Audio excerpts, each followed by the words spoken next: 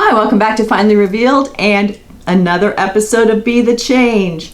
In this episode, I want to talk about how to persevere, how to keep going. Now, we've already talked about perceived problems, which is in your mind, attitudes of other people or your own psychological blocks. And if that pops up again, go back and watch the other. So today I want to talk about things that are actual obstacles to what you are trying to do. Something that is maybe more of an objective thing. Maybe you have a deadline for a filing and that has been delayed. Maybe you have some supplies coming in and those have been delayed, or they're not available, or what you thought you could use now that you received it is not going to work in the way that you anticipated. Maybe an opportunity has come up that's different than what you had expected, or it could take you in a different direction, or maybe an opportunity that you were planning on has gone away.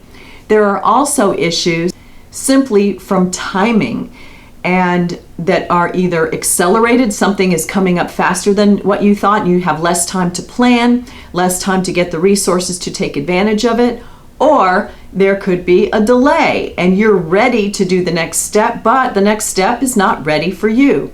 So each of these types of obstacles are available to us, and they can happen at any time, at any stage in any process that we're involved in. But when it's something new that you are excited about, and you're also maybe a little insecure about going forward with your change because it's something new, it's new ground, it could be in a totally new area from what you are familiar with. And while it's exciting, it can actually give you a little anxiety and maybe things that you would not normally react to or maybe take to heart as much. When it's in a new area, you might be more sensitive. So I want to help give you that little push to keep going. Now, every problem contains a kernel of the answer in it. So look at the situation that has popped up as different than what you had planned, or a new opportunity that you had not accounted for. If it's a new opportunity, wait, is this something that you can take advantage of? Is it a one-time only? Does it fit into what you were doing? Does it alleviate other steps? Maybe it's out of order and you're more of a dot-to-dot process kind of person, and so, oh, I'm not ready for this yet. Well, can you be ready for it? What are the requirements? What are the resources that are required? Will that save you some time on your journey? Will that open up new possibilities for you or for your project? How exactly would that fit in? And it wouldn't have been brought to you, or you wouldn't have found out about it if there wasn't something in there for you to look at. Maybe it's a test to see if this is going to take you in a new direction, and you actually look at it and you say, no, that is not exactly what I'm looking for. I really feel like I belong over here. Great. That's your choice, and then it just helps you solidify what you've already decided and you keep going. If, however, it is something that you look at and say, this really might fit in a better way, or it makes me realize that there are more opportunities than I thought, and by going in this direction, it opens me up not only to the area I thought I was working in, but some others, and it might spawn some new ideas, and it might help you in that way. If you are going along and you're ready for some next steps or some next contacts or things, and either supplies are short or time frames are messed up and things are kind of jumbled, and you just say, there's too much here that's changed. You might say, this is just too much for me to handle. It's like everything is going wrong. I had it all planned out. And that's something we tell ourselves. I had it all planned out. I already knew how everything was going to go. Well, we're not in charge of everything all by ourselves. We're maneuvering and negotiating. There's other people, they're changing, there's other institutions, there's other procedures. And so we're all swimming, and we just have to look out for the islands and look out for the waves and the storms and navigate. So if you have more than one thing that is changing or blocked, or you're being diverted or detoured, the best way to handle that and keep going is to sit back, look at each separate part by itself.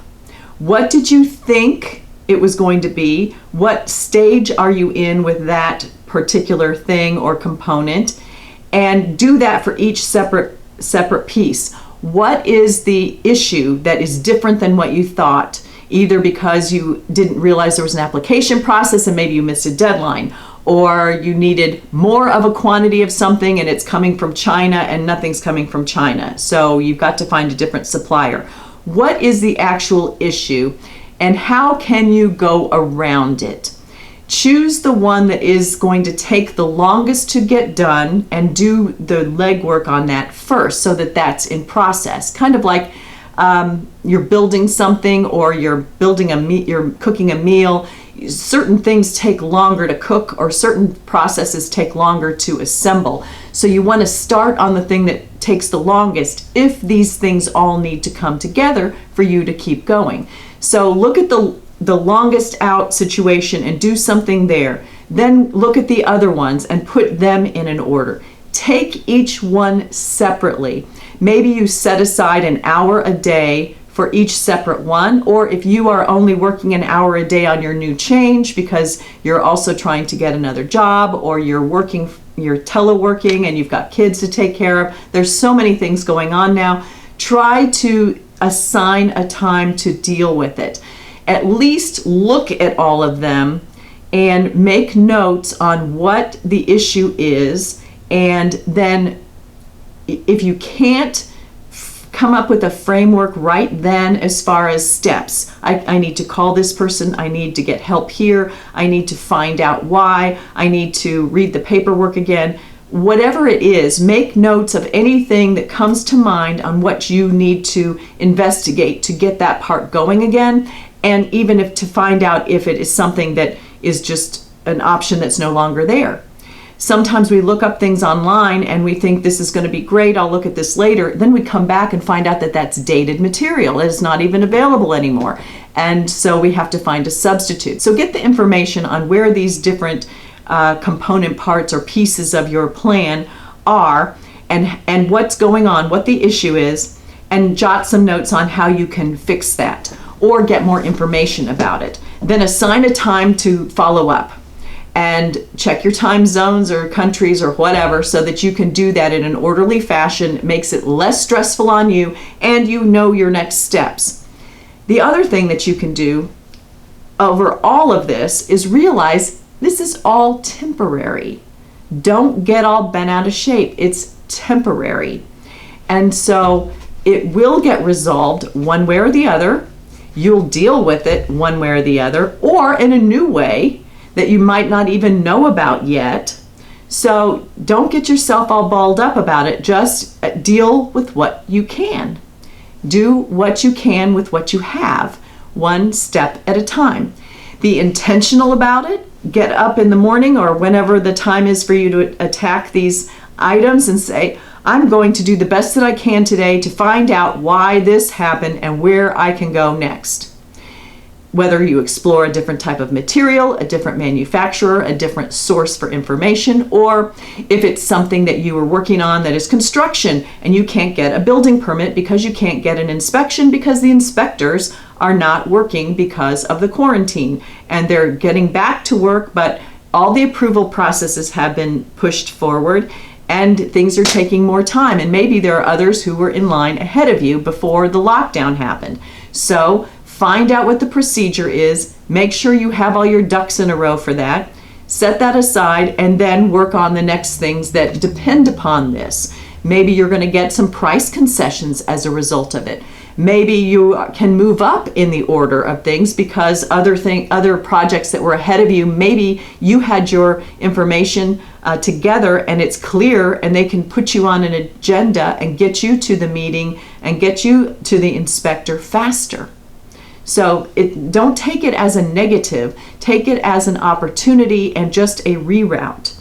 But everything is temporary. This is just a learning process. You'll get through it one way or the other, and leave room, as I say, for magic. Leave room for the possibility it's going to work out better than you could have planned it if your original, structure had been followed. Now, obviously, if you need help, get help. someone who can help troubleshoot it for you, someone who can help you find an alternative, someone who knows about this process more than you, someone who referred you to this process, or another person connected to it. What information can they help you with? And that will come into the process when you're investigating what exactly has happened and why, and your options and opportunities to work around it. I like to use the golf course scenario in situations where I am encountering an obstacle, whether it's a case or a business problem or a personal problem or a new project problem. And what I mean here, if you've ever played golf or been on a golf course or watched it on television, when they show a golf course either from a map or from an aerial photograph or camera in a golf match or tournament, you can see where the golfers tee off, and then the fairway has some type of a shape. There's trees around, there are hazards, there are sand traps, there are water hazards, and then you have the green and the pin. And when the golfer is going on the course, or if it's you and you know this when you're golfing and you're going on the course, the way that the course looks from the tee box and as you're progressing towards the hole can look 1,000 times different once you're on the green and you turn around and look back. It's do that sometime. You can't really tell it by looking at a map or looking at an aerial. You really can't tell because the ground undulates. There are hills. It goes side to side, and that all affects how the little white ball is going to roll or hit or land. And it's basically an optical illusion. You have the distance might be the same on 4 or 5 holes, and if you just hit the ball towards the hole, you're hitting it the same distance on every hole, but every hole looks different from the front and when you turn around and look at it backwards, because it just wants to psych you out.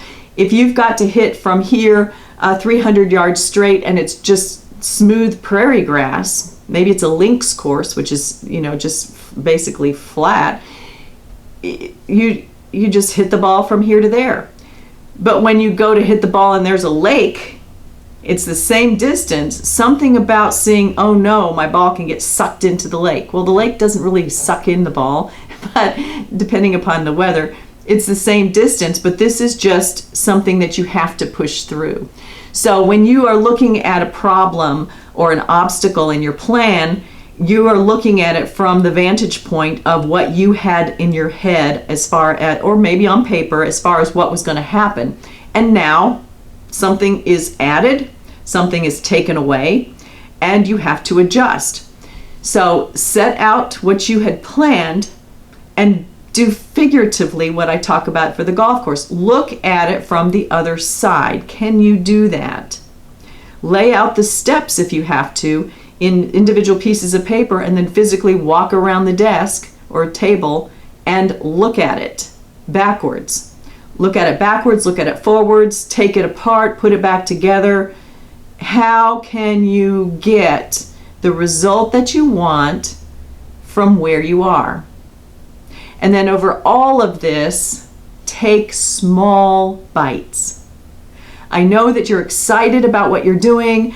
You can have a wrench thrown into your plans that really is not exciting to you, and it's irritating, and maybe it's more than irritating, and you get upset and you say, well, this is the 3rd time that something has gone wrong, and I maybe I'm just not meant to do this.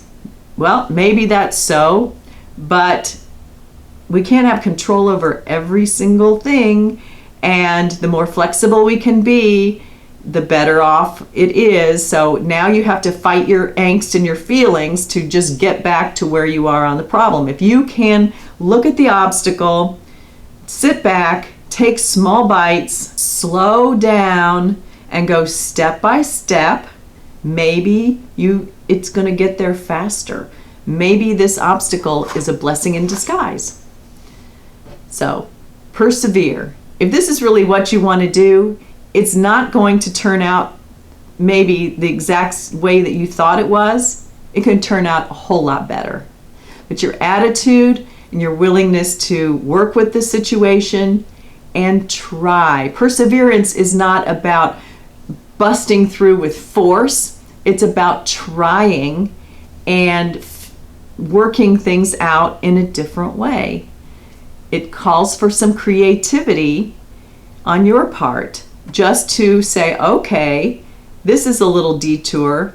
How can we go around and either get back on the same road a little further down, back up and go a different way to meet back up on the road that we wanted to be on, or maybe this opportunity has me going on a new road that will get me there faster or better or to a bigger opportunity. So I wish you well on your change. I hope things are going well. If this helped you, give me a thumbs up. Leave any comments or questions below. Share this with someone, whether or not they're on our Be the Change or not. If someone's encountering some frustrating situations, personally or business or otherwise, share this with them. It might help them. Subscribe to see the other videos and come back and see me next time. Thanks for watching.